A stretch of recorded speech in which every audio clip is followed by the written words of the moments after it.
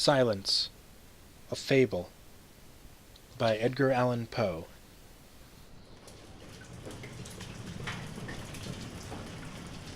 "Listen to me," said the demon as he placed his hand upon my head. "The region of which I speak is a dreary region in Libya, by the borders of the river Zaire. There is no quiet there, nor silence. The waters of the river have a saffron and sickly hue, and they flow not onwards to the sea, but palpitate forever and forever beneath the red eye of the sun with a tumultuous and convulsive motion. For many miles on either side of the river's oozy bed is a pale desert of gigantic water lilies. They sigh one unto the other in that solitude, and stretch onwards the heaven their long and ghastly necks, and nod to and fro their everlasting heads. And there is an indistinct murmur which cometh out from among them like the rushing of subterranean water, and they sigh one unto the other. But there is a boundary to their realm, the boundary of the dark, horrible, lofty forest. There, like the waves about the Hebrides, the low underwood is agitated continually. But there is no wind throughout the heaven, and the tall primeval trees rock eternally hither and thither with a crashing and mighty sound, and from their high summits, one by one, drop everlasting dews. And at the roots strange poisonous flowers lie writhing in perturbed slumber, and overhead, with a rustling and loud noise, the grey clouds rush westwardly forever until they roll, a cataract, over the fiery wall of the horizon. But there is no wind throughout the heaven, and by the shore of the river Zaire there is neither quiet nor silence. It was night, and the rain fell, and falling it was rain, but having fallen it was blood. And I stood in the morass among the tall lilies, and the rain fell upon my head, and the lilies sighed one unto the other in the solemnity of their desolation.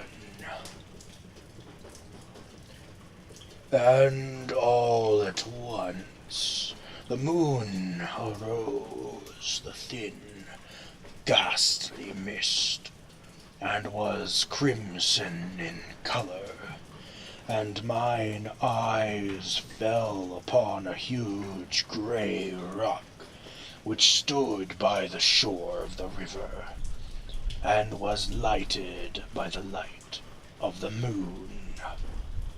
The rock was grey and ghastly and tall, and the rock was grey.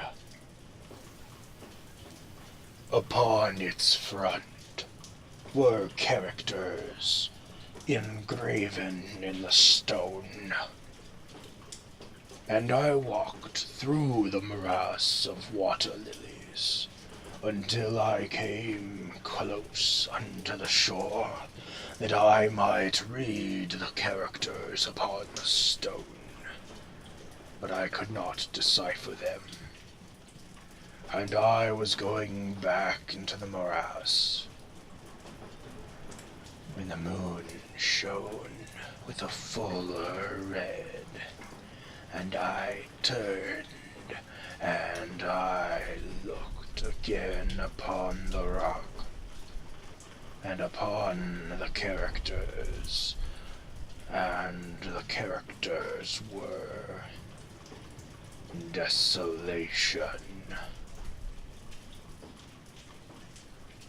And I looked upwards, and there stood a man upon the summit of the rock, and I hid myself among the water lilies, that I might discover the actions of the man.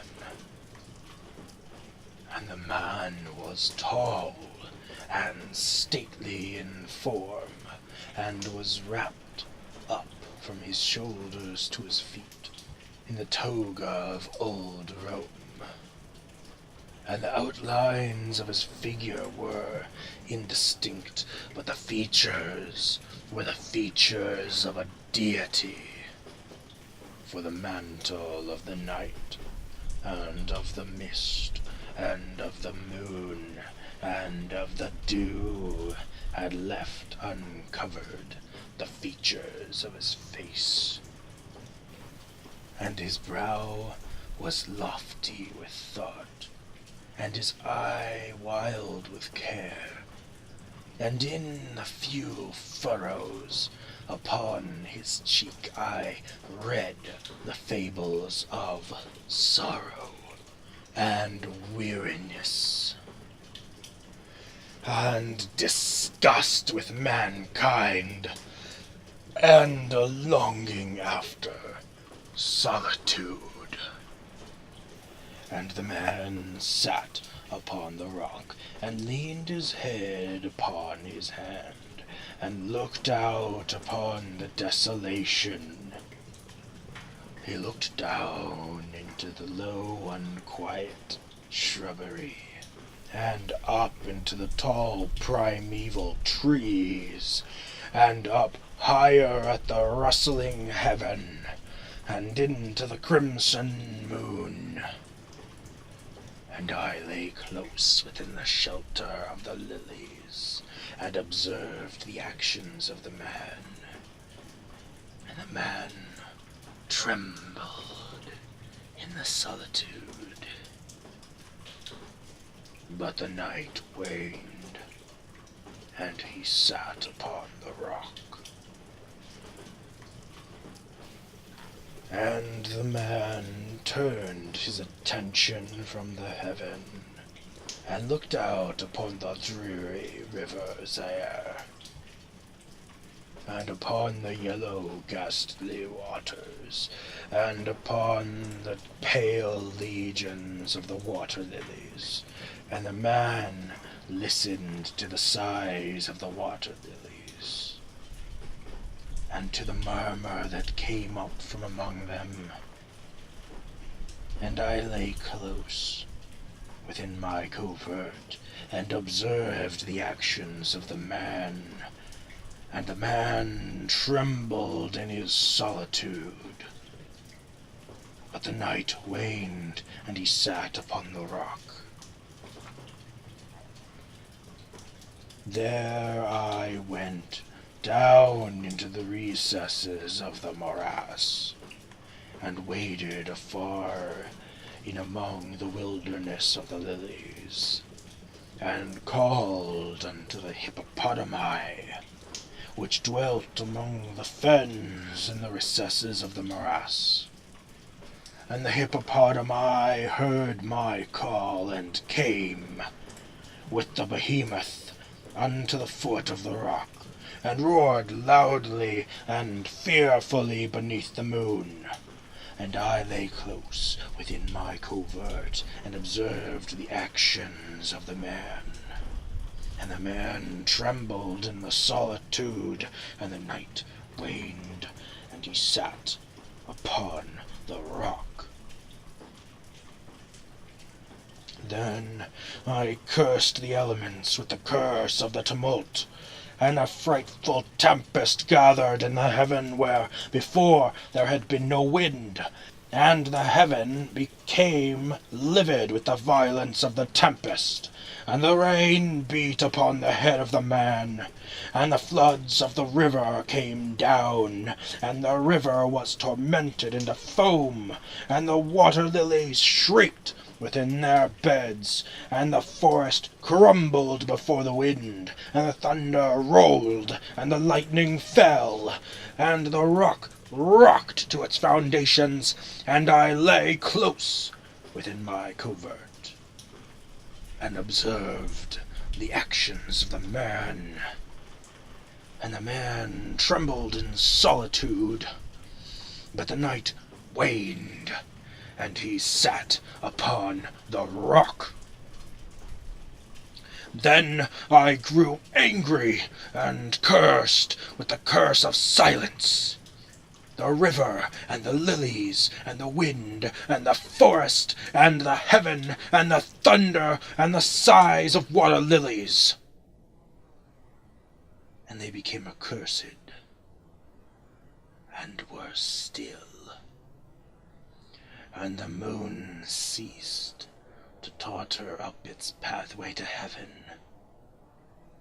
and the thunder died away, and the lightning did not flash, and the clouds hung motionless, and the waters sunk to their level and remained, and the trees ceased to rock, and the water lilies sighed no more. And the murmur that was heard no longer from among them, nor any shadow of sound throughout the vast illimitable desert. And I looked upon the characters of the rock, and they were changed. And the characters were silence. And mine eyes fell upon the countenance of the man, and his countenance was a man with terror. And hurriedly he raised his head from his hand, and stood forth on the rock, and listened. But there was no voice throughout the vast, illimitable desert. And the characters upon the rock were silence. And the man shuddered and turned his face away and fled afar off in haste, so that I beheld him no more.